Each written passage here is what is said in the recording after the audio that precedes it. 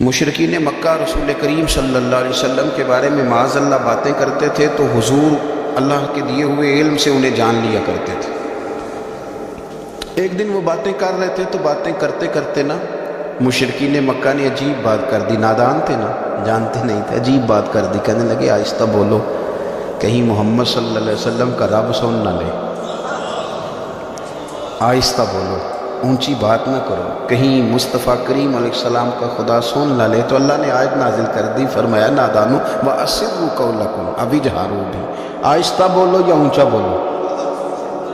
اور شارحین نے مفسرین نے لکھا نہ بھی بولو، آہستہ بولو یا اونچا بولو، یا بے شک تم کوئی بات زبان سے ادا نہ بھی کرو، اِنَّهُ عَلِيمٌ بِذَاتِ الصُّدُورِ، رب تو تمہارے دلوں کے حال جاننے والا ہے، اسے تو پتہ ہے تم نے سینے میں کیا چھپایا ہے، حسد چھپایا ہے کہ رشک چھپایا ہے، عداوت چھپائی ہے کہ محبت چھپائی ہے، اسے تو پتہ ہے، اسے خبر ہے، اس لیے کہ وہ نظر ہی تمہارے دل پہ رکھتا ہے، اسے پتہ ہے تمہارے اندر کیا ہے۔ ہم لوگوں نے نا اپنی سارے معاملات دنیا داروں سے، لوگوں سے، یاروں سے، دوستوں سے وابستہ کر لیے۔ ہمیں تعریف بھی بندوں سے چاہیے، ہمیں اچھے ہونے کا جو ڈگری ہے وہ بھی بندوں سے چاہیے، ہم بندے بڑے نیک ہیں یہ بھی لوگ کہیں تو پھر ہم مطمئن ہیں، ہم صحیح راستے پہ چل رہے ہیں یہ سند بھی بندوں سے چاہیے۔ ہر بات پر اعتماد خلق، ہر وقت لوگوں پر ہی دھیان، لوگوں پر ہی توجہ، لوگوں کے معاملات ہی ڈسکس کرنا، بھئی یہ تو تیرے ذمہ ہی نہیں، تجھے تو کہا گیا ہے کہ وَمَن يَتَوَکَّلْ عَلَى اللَّهِ، تو اپنے رب کی ذات پر بھروسہ کر، فَهُوَ حَسْبُ، وہ تیرے لیے دنیا میں بھی کافی ہو جائے گا، آخرت میں بھی کافی ہو جائے گا، وہ تیرے لیے کافی ہے تیرا رب رسول۔ تو اللہ رسول کی جانب توجہ کر، ہماری ساری معاملات بندوں کے ساتھ مطلب فلانے کو کیا مل رہا ہے، فلانا کدھر جا رہا ہے، فلانے کے پیسوں پہ میرا کتنا حق ہے، فلانا آگے نکل گیا، فلاں پیچھے رہ گیا، فلاں نے محبت سے نہیں دیکھا، فلاں نے یہ کر دیا، ساتھ چھوڑیں، یہ تو ہر وقت تو ذکر آپ کو اللہ کا کرنا تھا۔ یا ایھا الذین آمنوا اذکروا اللہ ذکرا کثیرا وسبحوہ بکرۃ وأصیلا، یہ جو آپ ہر وقت بندے بندے کر رہے ہیں یہ تو آپ کو حکم ہی نہیں ہے، آپ نے تو ہر وقت اللہ اللہ کرنی تھی، تو جو کام کرنے کا تھا وہ چھوڑ دیا، جو نہیں کرنا چاہیے تھا اس پہ بحث شروع کر دی، پھر دل کے اندر مد و جزر خراب ہوتے ہیں، قلبی واردات بگڑ جاتی ہیں، حسد پیدا ہوتا ہے، انسان کو لالچ پیدا ہوتا ہے، انسان حریص ہو جاتا ہے، انسان لوگوں سے عداوتیں پال لیتا ہے۔ کبھی ایسا کام نہ کرے، شہد بڑا میٹھا ہوتا ہے، عرب کے اندر ایک درخت پایا جاتا تھا، ایلوا اس کو کہتے تھے، اس طرح ہمارے ہاں نیم نہیں ہوتی، کڑوا ترین اس کا ذائقہ ہوتا ہے، اور آپ کچھ دیر اس کو پانی میں ڈال دیں تو پانی بھی سارا کڑوا ہو جاتا ہے، چونکہ اس کے خمیر میں رب کریم نے کرواہٹ رکھی ہے، اور حکمت ہے، اس کرواہٹ کا بھی اپنی جگہ فائدہ ہے۔ لیکن حضور سید عالم صلی اللہ علیہ وسلم نے ایک مثال بیان فرمائی، اور وہ بڑی سمجھنے کی ہے، حضور مثالیں دیتے تھے تو کمال ہو جاتی تھی، بڑے سے بڑا ان پڑھ بندہ بھی اس کی روح تک بات اتر جاتی تھی۔ کریم محبوب علیہ السلام فرمانے لگے کہ اگر ایلوا درخت کے کچھ ٹکڑے شہد میں ڈال دیے جائیں نا تو شہد سے زیادہ میٹھی چیز کوئی نہیں ہوتی، تو حضور فرماتے ہیں کہ وہ ایلوا کا درخت جو ہے وہ شہد کو بھی بگاڑ دیتا ہے، اس میں کرواہٹ پیدا کر دیتا ہے، حالانکہ وہ بڑا میٹھا تھا، اپنی جگہ اس کی مٹھاس میں کوئی کسی قسم کی کمی نہیں تھی، لیکن وہ ایلوا کے درخت نے اسے بگاڑ دیا۔ اللہ کے محبوب فرماتے ہیں جس طرح ایلوا کا درخت شہد کو تباہ کر دیتا ہے نا، اس طرح حسد آدمی کے ایمان کو تباہ کر دیتا ہے۔ ایمان بڑی میٹھی چیز ہے، بڑی حسین چیز ہے، لیکن جب حسد آ گیا نا، حسد ہے کیا؟ حسد بندوں سے نہیں ہوتا، یہ سمجھ لیں۔ حسد کا مطلب، حسد کی لغوی تعریف یہ ہے کہ یہ سمجھ لینا کہ یا اللہ اسے نہیں دینا چاہیے تھا، مجھے دینا چاہیے، یہ تعریف ہے۔ تو حسد ہوتا کس سے؟ حسد دراصل بندے پہ نہیں کیا جاتا، حسد کا معنی یہ ہے کہ آپ اللہ کی تقسیم پر اعتراض کر رہے ہیں، آپ کا کہنا یہ ہے کہ یا اللہ یہ تقسیم ٹھیک نہیں ہوئی، معاذ اللہ یہ ادھر چلا گیا، یہ تو ادھر آنے والی چیز تھی، تو یہ آپ نے ڈائریکٹ جو مقابلہ شروع کیا، معاذ اللہ یہ تو آپ نے اللہ کی تقسیم کے ساتھ شروع کر، تو پھر دل میں بگاڑ آتا ہے، پھر انسان ٹوٹ پھوٹ کا شکار ہوتا ہے، پھر وہ کمزور پڑ جاتا ہے، پھر وہ ایسی باتیں کرتا ہے جو اس کے منصب کے مطابق نہیں ہوتی، کچی بات کرتا ہے، کمزور بات۔ اللہ بہتر جانتے ہیں کون سی چیز اس نے کہاں رکھنی۔ رب کی حکمت پر اور اس کی دی ہوئی توفیق پر راضی رہنا ایمان کا تقاضا ہے، لیکن ہمیں تو چاہیے تقسیم اپنی مرضی کی۔ ادھر کیوں چلا گیا، ادھر آنا چاہیے تھا۔ بھئی آپ کو یہ کس نے حق دیا؟ مالک نے جو چاہا، جب چاہا، جہاں چاہا اپنے فضل سے عطا فرمایا۔ حسد، اور پھر اس کے اگر کوئی حسد نہیں کرتا تو لالچ شروع کر دیتا ہے، وہ کہتا ہے کہ یہ جو اس کا مال ہے اس میں میرا بھی حق تھا، یہ تو مجھے ملنا چاہیے تھا۔ آپ یقین کریں کہ بندے بندوں سے کم پیار کرتے ہیں، جیبوں سے زیادہ پیار کرتے ہیں۔ اس بندے کو تو کوئی نقصان نہیں جس کے ساتھ آپ نے تعلق رکھا ہوا ہے جیب کا، لیکن آپ بڑے کمزور ہو گئے۔ آپ جب لالچ کر لیا، نفسانیت میں آ گئے تو آپ کمزور پڑ گئے۔ آپ نے کیا آپ کا کیا خیال تھا کہ رب کی بارگاہ سے کوئی کم ملنے والا تھا جو بندوں پہ اتنی توجہ کر لی؟ حضرت بہلول دانا رحمۃ اللہ علیہ نے کیا خوبصورت انداز ہے، رب کریم کے بندوں کی باتیں اللہ کے لشکروں میں سے لشکر، کیا سوچ تھی، کیا نظریہ تھا، کیوں یہ لوگ اتنے مضبوط تھے، فکری طور پر مضبوط تھے، فکری طور پر۔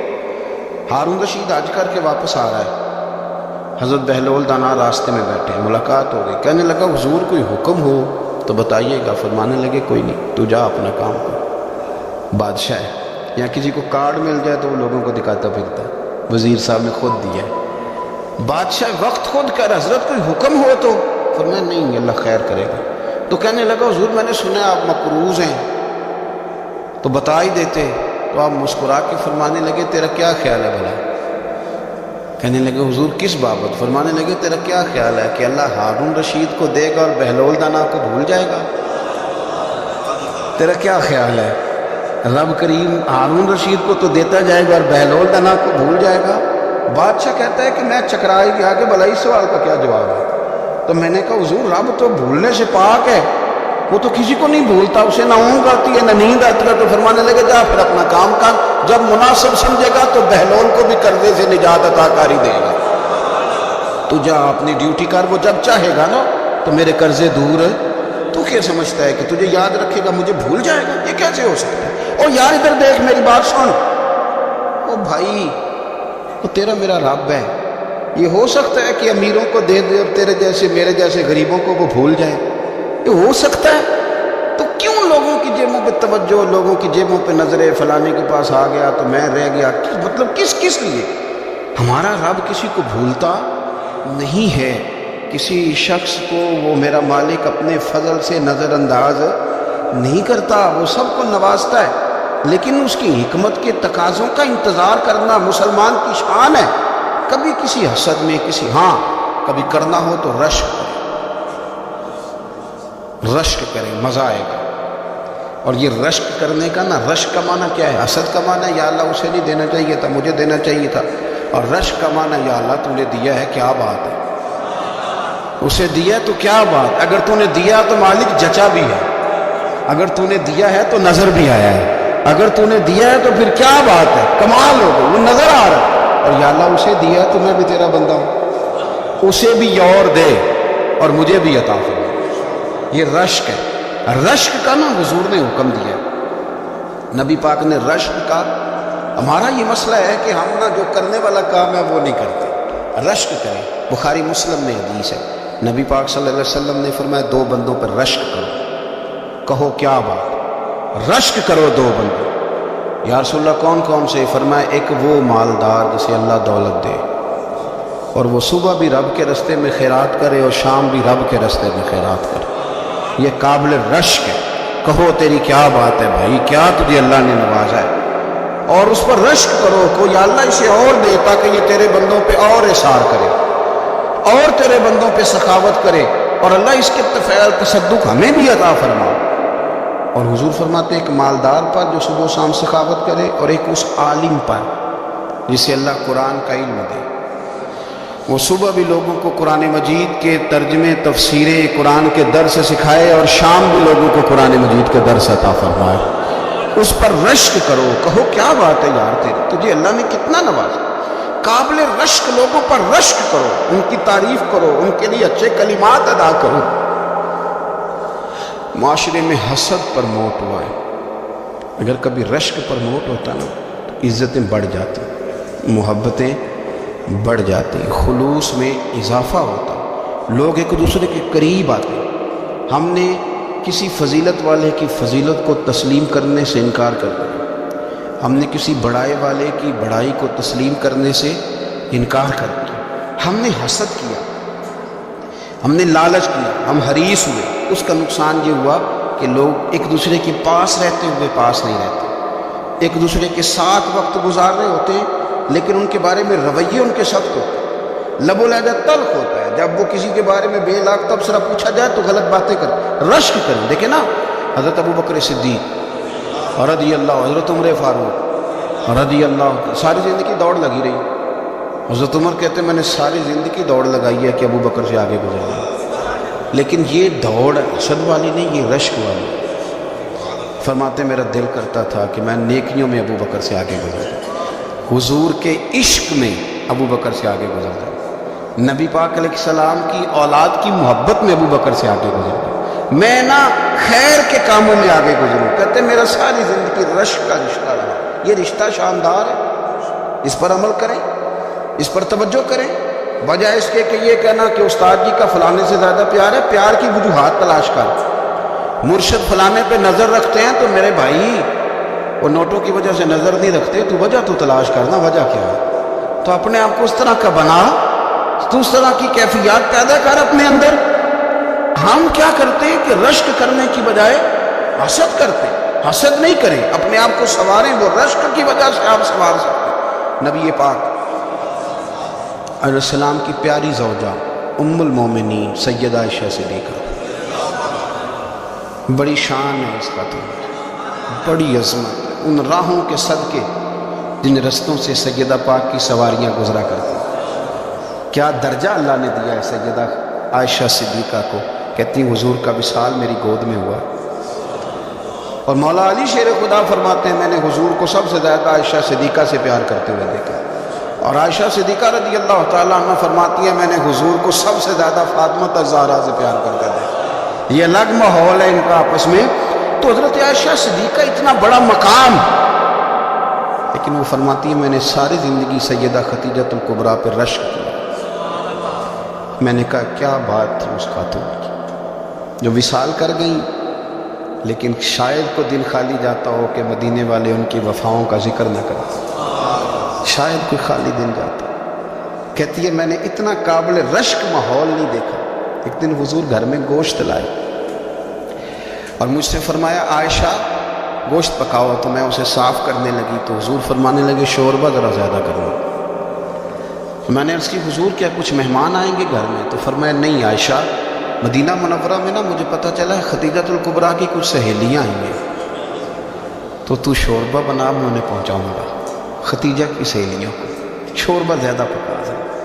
تو حضرت عائشہ صدیقہ کہتی ہے میں نے بڑے نرم لب و لہجے میں بڑی بنا سوار کے مسجع مکفہ چن کے جملے بات کی۔ میں نے عرض کی حضور سنا ہے وہ آپ سے 15 سال عمر میں بڑی تھی، نکاح بھی پہلے ہو چکا تھا، اور بتاتے ہیں لوگ کہ بظاہر کوئی حسن و جمال بھی اس ماحول کا نہیں تھا۔ حضور اللہ نے آپ کو جوان اور خوبصورت بیویاں دی ہیں، پر میں جب بھی سنتی ہوں جناب خدیجہ کا ذکر ہی سنتی ہوں۔ میں نے رشک کے انداز میں کہا، کہتی میں بات کہہ کے خاموش ہو گئی، اور جب میں نے نظر اٹھا کے دیکھا تو حضور کی آنکھوں میں آنسو۔ نبی پاک صلی اللہ علیہ وسلم کا یہ انداز دیکھا تو میں نے کہا حضور میں رب رسول کی بارگاہ میں توبہ کرتے، اب تو رو دیے۔ تو حضور فرمانے لگے عائشہ یہاں جو بھی آیا ہے نا وہ سکھوں اور آسانیوں کے دنوں میں آیا ہے، اور خدیجہ میری ان دنوں کی ساتھی تھی جو میرے تکلیف کے دن تھے، میری آزمائشوں کی، میری پریشانیوں کی میری ساتھی تھی۔ جب لوگ مجھے تکلیف دیتے تھے میں گھر جاتا تھا تو مجھے کہتی تھی حضور آپ تو صلہ رحمی کرتے ہیں، غریبوں کا بوجھ اٹھاتے ہیں، آپ تو لوگوں کے ساتھ محبت سے پیش آتے ہیں، حضور آپ پریشان نہ ہوں، آپ کا رب آپ کو ہمیشہ عزتیں ہی عطا فرمائے گا۔ فرمایا وہ میری تکلیفوں کی اسے کیسے؟ میرے بھائی رشک کیا لوگوں نے ایک دوسرے کو، حسد نہیں کیا۔ ہم تو نا جی اپنی مرضی کے فیصلے کرتے کرتے پیچھے رہ گئے. ہم نے لوگوں کو پیچھے کرنے کا سوچا تھا لیکن ہم سب سے پیچھے رہ گئے. ہم نے سیاست اور سازش کی تھی کہ کچھ لوگوں کے دلوں پہ پیر رکھ کے میں اپنا قد اونچا کروں گا، کچھ کے سینوں پہ پیر رکھ کے، لیکن ایسا نہیں ہوتا. یہ ہوتا نہیں. آپ کسی کی جگہ نہیں لے سکتے، اس لیے کہ رب نے سب کی جگہ اپنی اپنی بنائی ہے، سب کی جگہ. ہاں ایسا ضرور ہوتا ہے کہ کئی دفعہ نا ہم اپنے مقام کو گرا لیتے ہیں. وہ کسی نے کہا تھا کہ ایسا نہیں کہ تیری جگہ کوئی اور آ گیا، لیکن تیرا مقام بھی اب تیرا نہیں رہا. ہوتا یہ ہے کہ ہم نہ گرا لیتے ہیں اپنے آپ. اگر ہم رشک کا ماحول پیدا کریں، رشک کا، اور ہم کہیں کہ کیا بات، میں بھی سفر کروں گا، اس جانب جاؤں گا، بجائے یہ کہنا کہ فلاں آدمی بڑا آگے نکل گیا ہے، یہ کر کے نکل گیا ہے، وہ کر کے نکل گیا ہے، یہ کہنا کہ یار میں بھی رب کریم کی اس مدد کو تلاش کرتا ہوں جس کی برکت سے اللہ نے اس پر فضل فرمایا. امام غزالی فرماتے ہیں 3 لوگوں میں حسد زیادہ ہوتا ہے، بغض زیادہ پیدا کر لیتا ہے. اب چونکہ مضمون ہے تو ساری بات کھل کے کرنی پڑے گی نا. فرماتے ہیں 3 لوگوں میں حسد، بڑے عہدے والوں میں حسد زیادہ ہوتا ہے. یعنی صوبائی وزیر کہتا ہے کہ حق میرا ویسا وفاقی وزیر کا تھا، اور وفاقی وزیر کہتا ہے کہ جتنا میرا تجربہ ہے نا مجھے بنایا وزیر اعظم ہی جاتا تو بات ٹھیک تھی. حسد زیادہ، بڑے عہدے والوں میں حسد. اور امام غزالی فرماتے ہیں مالداروں میں حسد زیادہ ہوتا ہے. غریب نے غریب سے کیا جلنا ہے، جلنے کو شے ہی کوئی نہیں، کس سے جلیں گے. تو غریب تو بیچارہ 4 روٹیاں ہوتی ہیں تو کہتا ہے چلو ٹھیک ہے آ جاؤ دونوں مل کے بیٹھ جاتے ہیں. غریبوں کے دوست بھی غریب. امیر حسد کرتے ہیں، وہ سودے پہ سودا کرتے ہیں، وہ ایک دوسرے کی کمزوریاں بیان کرتے ہیں. میں نے گاہکوں کو نفع لیتے دیکھا، فلانے سے مال لیتے تھے جی اس نے بڑا تنگ کیا، تو کہتا ہے اسی طرح کا تو مجھ سے خریدا کر. لوگ استعمال کر جاتے ہیں. وجہ بیچ میں کیا ہوتی ہے؟ حسد، عداوت، خرابی ہوتی ہے. اور تیسری بات امام غزالی نے شاید میرے لیے کہی ہے. امام غزالی فرماتے ہیں علماء میں حسد بڑا ہوتا ہے، عہدے داروں میں، مالداروں میں، اور علم والے لوگ. وہ بھی اللہ کی تقسیم پر راضی نہیں ہوتے، چونکہ وہ سمجھتے ہیں مجھے یہ لفظ آتے ہیں، میری قابلیت زیادہ ہے، میں زیادہ پڑھا لکھا ہوں تو یہ منصب بھی میرا تھا، یہ کام بھی میرا تھا، یہ بھی میرے پاس ہونی چاہیے. ایسا نہیں ہوتا. یہ تو رب کریم کی عطا ہے. میں کئی دفعہ کہہ چکا ہوں کہ کام لینے پہ آئے تو میرے جیسے بیکار آدمی سے کام لے، یہ اس کی عطا ہے. اب ہمیں کرنا کیا ہے؟ ہمیں اس کی تقسیم پر راضی رہنا ہے، اس کی تقسیم پر قربان جائیں. رسول پاک علیہ السلام سے صحابی نے پوچھا حضور عزت کیا ہے؟ فرمایا جو رب نے تجھے دیا اس پہ راضی ہو جا، اللہ عزت عطا کر دے گا. قناعت کر، جو اللہ نے تجھے دیا اس پر قناعت کر، اللہ تجھے عزت دے دے گا. حضور ذلت کیا ہے؟ فرمایا لوگوں سے لالچ نہ رکھنا، تو ذلیل ہو جائے گا. لالچ نہ کر. تیزی کے ساتھ پروموٹ ہوتی ہیں چیزیں، ہمیں سازش کرنی آتی ہے. ہمارا خیال ہوتا ہے کہ میں نے دوسروں کے پیسوں پہ کاروبار کرنا ہے. ہمارا خیال ہوتا ہے کہ پالٹی ڈال کے روٹی کھانی ہے. ہمارا خیال ہوتا ہے کہ کسی بندے کو کس طرح استعمال کرنا. یاد رکھ لینا، کبھی بات نہ بھولنا، جو لوگوں کو استعمال کرنا چاہتا ہے وہ ساری زندگی استعمال ہوتا رہتا ہے. جو کسی شخص کو کسی مقام پر رسوا کرنا چاہتا ہے اپنی عزت بچا نہیں پاتا. جو آدمی لوگوں کو حقیر جانتا ہے اللہ اسے کبھی عزتیں عطا نہیں کرتا، وہ گڑھوں کے اندر گرتا چلا جاتا ہے. یاد رکھے جو عزتیں دینی شروع کر دے رب اسے باعزت بنا دیتا ہے. جو پیار کرنا شروع کر دے معاشرے میں لوگ اس سے پیار کرنے لگ جاتے. جو کسی دیکھیں اگر ہم وہاں سے مانگے جہاں سے سب کو ملتا ہے تو پھر بندوں پر اتنی نظر رکھنے کی ضرورت باقی رہتی نہیں ہے. ادھر دیکھیں رشک کریں گے تو لالچ سے بھی بچیں گے، حسد سے بھی بچیں گے. بخاری مسلم میں حدیث ہے، حضرت ابو ہریرہ رضی اللہ تعالیٰ عنہ کہتے ہیں حضور کی بارگاہ میں حاضر تھے تو کچھ غریب لوگ حاضر ہوئے، غربا. انہوں نے عرض کی یا رسول اللہ صلی اللہ علیہ وسلم میں گزارش کرنے. حضور نے فرمایا کہو. یا رسول اللہ امیر تو ہم سے آگے نکل گئے. حضور نے فرمایا کس بات میں؟ عرض کی حضور نمازوں میں نہیں ہم گزرنے دیتے، اتنے نفل وہ پڑھتے ہیں اتنے ہم بھی پڑھ لیں گے. صحیح بتانا صحیح. آج کل یہ نمازوں کا مقابلہ بھی ہے کہ نفل میں نے زیادہ پڑھنے، عبادت میں نے. ہمارے اساتذہ رحمۃ اللہ علیہ فرمایا کرتے تھے آستانوں پہ گدی نشینوں کا تو رولا ہوتا ہے، اللہ اللہ کرنے کا رولا نہیں ہوتا. یہ تو شور ہوتا ہے کہ سجادہ میں ہوں، سجادہ اور سب نے کوئی نہ کوئی کہانی سنائی ہوتی، کہتے نہیں ابا جی مجھے کہہ گئے تھے کام میں، دوسرا کہتا نہیں نہیں مجھے لکھ کے دے گئے، تیسرا کہتا تمہیں پتہ ہی نہیں، تم تھے ہی نہیں، عمرے پہ تو میرے ساتھ گئے تھے، جو میرے ساتھ ان کا معاہدہ ہوا وہ خانہ کعبہ پہ ہوا ہے، لہذا میرا پہلا نمبر ہے۔ سب کے پاس کوئی نہ کوئی معاملہ ہوتا ہے، یہ سارے کام کو ضروری نہیں، ضروری کیا ہے کہ وہ جو کہتے تھے کرو، جس نے سب سے زیادہ کر کے دکھایا وہ زیادہ جانشین ہے، وہ زیادہ جانشین ہے جس نے زیادہ کر کے دکھایا۔ معاملہ تو یہ ہے کہ اس رستے پہ کس کس نے چلنا ہے۔ لوگ تو سجادہ نشینی سے بھاگا کرتے تھے، بھاگتے تھے۔ حضرت ابو بکر صدیق رضی اللہ تعالیٰ عنہ کا وصال ظاہری ہوا تو حضرت عمر خلیفہ بنے، تیسرا دن تک خلیفہ بنے ہوئے، 2-3 چھوٹی چھوٹی بچیاں آ گئی، چاچا جان آپ خلیفہ بنے؟ فرمایا ہاں۔ چلو پھر عصر کے بعد ابو بکر ہمارے گھر جاتے تھے، فرمایا پتر تمہارے گھر کیا ہے؟ کہنے لگی ہم یتیم ہیں، ہمارا بھائی کوئی نہیں۔ ابو بکر روز عصر کے بعد آتے تھے، ہماری بکریوں کا دودھ دھو کے ہمیں دے جاتے تھے، کچھ بیچ کے گزارا کر لیتی تھی، کچھ پی لیتی تھی۔ چچا 3 دن ہو گئے، میری اماں بھی روتی ہے، بہنیں بھی روتی ہیں، آپ چلیں گے؟ تو جناب سیدنا عمر فاروق کہتے ہیں میں نے دستار سر پہ رکھی اور پٹکا میں نے اپنے کندھے پہ رکھا، بیٹیاں آگے آگے میں پیچھے پیچھے روتے جا۔ ایک صحابی نے پوچھا عمر کیوں رو رہے ہو؟ کہنے لگے یار یہ ابو بکر کتنا مشکل رستہ دے کے گیا، کتنا مشکل رستہ ہے اس کے طریقے پہ چلنا۔ یہ لوگ تو سجادہ نشینی اتنا کٹھن کام تھا، لوگ بھاگا کرتے تھے۔ شوق آ گیا رسول کریم علیہ السلام کے حضور ناز حاضر ہو کے عرض کی حضور امیر آگے گزر گئے، نمازوں میں نہیں ہم گزرنے دیتے، ہم ان سے زیادہ پڑھیں گے، نفلوں میں نہیں گزرنے دیتے، زیادہ پڑھیں گے۔ یا رسول اللہ صلی اللہ تعالی علیہ وسلم ہم انہیں نہ تلاوت قرآن پاک میں نہیں آگے گزرنے دیں گے، وہ ہم زیادہ پڑھیں گے، لیکن حضور وہ مالدار ہیں، غلام آزاد کرتے ہیں، صدقات کرتے ہیں، خیرات، اس کا ہم کیا کریں؟ حضرت سیدنا ابو ہریرہ فرماتے ہیں کہ جواب تو حضور نے بعد میں دینا تھا، اور جب ان کا سوال ختم ہوا تو میں نے حضور کا چہرہ نور دیکھا تو رسول پاک کا چہرہ خوشی سے کھلتا ہوا مجھے نظر آیا۔ گویا یہ جو رشک ہے نا کہ نیکی میں آگے گزرنا، یہ حضور کو اتنا پسند آیا کہ ان کے سوال سے حضور بڑے راضی ہوئے۔ کریم فرمانے لگے، حضور فرمانے لگے میں تمہیں ایک وظیفہ بتاتا ہوں، تم وہ پڑھو، امیر جتنی بھی نیکیاں کریں گے نا اللہ تمہیں ان کے برابر ثواب دے دے گا، لے لو نسخہ، یہ کرو کام۔ یا رسول اللہ بتائیں؟ فرمایا رات کو نا 33 بار سبحان اللہ پڑھا کرو، 33 بار الحمدللہ پڑھا کرو، 34 بار اللہ اکبر پڑھا کرو۔ اب جتنی بھی نیکیاں امیر کریں گے نا تمہارے وظیفے کی برکت سے اللہ تمہیں ان کے برابر ثواب عطا کر دے۔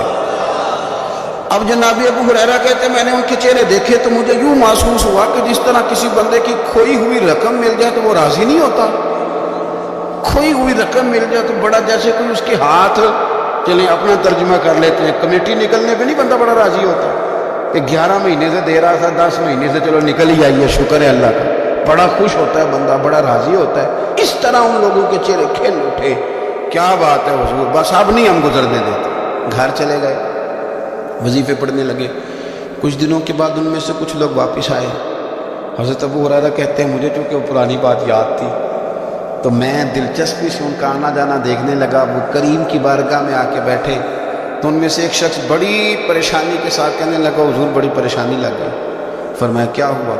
عرض کی یا رسول اللہ صلی اللہ علیہ وسلم وہ جو آپ نے وظیفہ بتایا تھا نا، میرے کچھ پڑوسی امیر ہیں وہ تو انہوں نے بھی سن لیا حضور، رات میں نے سنا ہے وہ مالدار بندہ ہے، صدقے خیرات بھی بڑے کرتا ہے، غلام بھی بڑے آزاد کرتا ہے، پر وہ بھی سوتے وقت 33 بار سبحان اللہ پڑھ رہا تھا، وہ تو اس نے بھی سن لیا حضور، وہ بات یہاں سے نکلی ہے، جانے کہاں کہاں پہنچی ہے، تو وہ بھی پڑھ رہا تھا حضور اب کیا بنے گا؟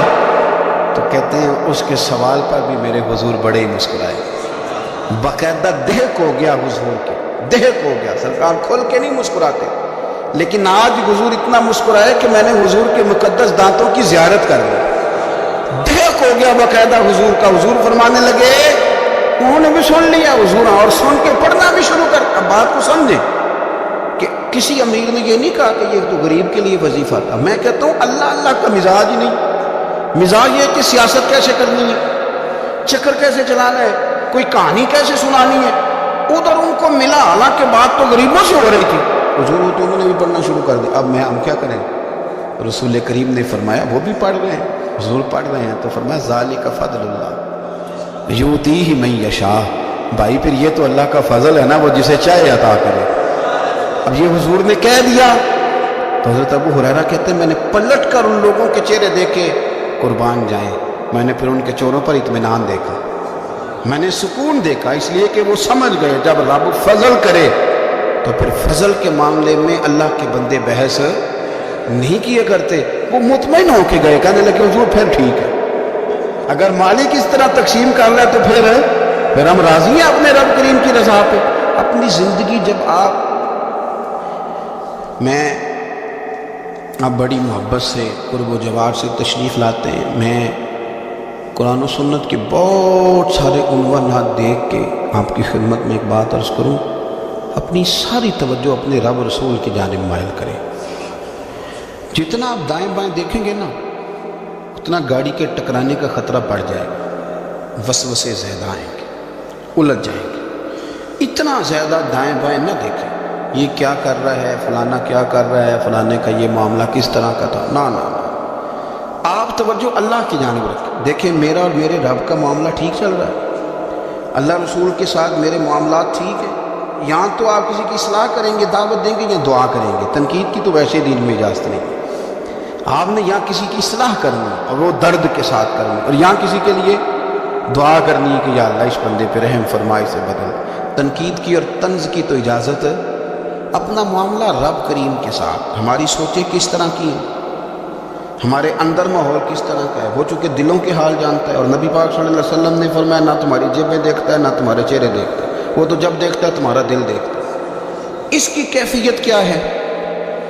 حضرت انس بن مالک رضی اللہ تعالیٰ عنہ فرماتے ہیں، اس حدیث کو یاد رکھیے گا، حافظ منذری نے ترغیب و ترہیب میں لکھی ہے، فرماتے ہیں کہ حضرت انس بن مالک رضی اللہ تعالیٰ عنہ فرمانے لگے کہ ایک حضور کے ایک غلام، ایک صحابی بیمار تھے، تو حضور نے فرمایا انس چلو تیمارداری کرتے ہیں۔ کہتے ہیں حضور کے ساتھ گئے، نبی پاک صلی اللہ علیہ وسلم پہنچے، جب ہم نے اس شخص کو دیکھا تو حضرت انس کہتے ہیں ہم پریشان ہو گئے، کیونکہ ہم نے اسے بڑا صحت مند دیکھا تھا، وہ کمزور ہو گیا، وجود پر بہت سارا گوشت دیکھا تھا، اب ہم دیکھ رہے ہیں کہ وہ ہڈیاں ہی ہڈیاں رہ گئیں، چہرہ بڑا بارونق تھا، اب کمزوری ہو گئی۔ رسول کریم تشریف لے گئے اور حضور اس کی چارپائی کے سرہانے بیٹھے، اور جب حضور نے اپنا دست مبارک اس کے بالوں میں رکھا اور نبی پاک نے دست شفقت پھیرا تو کہتے ہیں اس شخص نے آنکھیں کھولی اور حضور کا چہرہ دیکھا تو اس کی خوشی کی کوئی انتہا نہ رہی، بڑا راضی ہوا، بڑا راضی، اور حضور نے اس کے لیے دعا کی،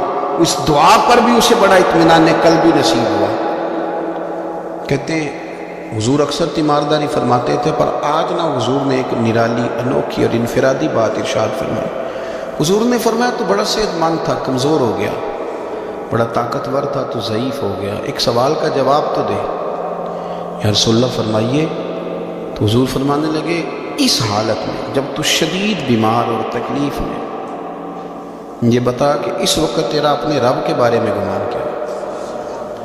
حضرت انس کہتے ہیں پہلے حضور بیماروں سے یہ سوال نہیں پوچھتے تھے، آج پوچھا، کیونکہ صحت میں لوگوں کی زبان پہ شکر ہوتا ہے اور بیماری میں شکوے ہوتے ہیں، معاذ اللہ۔ اس وقت اللہ کے بارے میں یہ سوچ حضور نے ہمیں دی ہے، ہم نے ہر وقت یہ ذہن بنانا ہے کہ یہاں رب کریم کے بارے میں کیا تصورات پڑ رہے ہیں، آوازیں کیا اٹھ رہی ہیں، اس وقت تیرا اللہ کے بارے میں گمان کیا ہے؟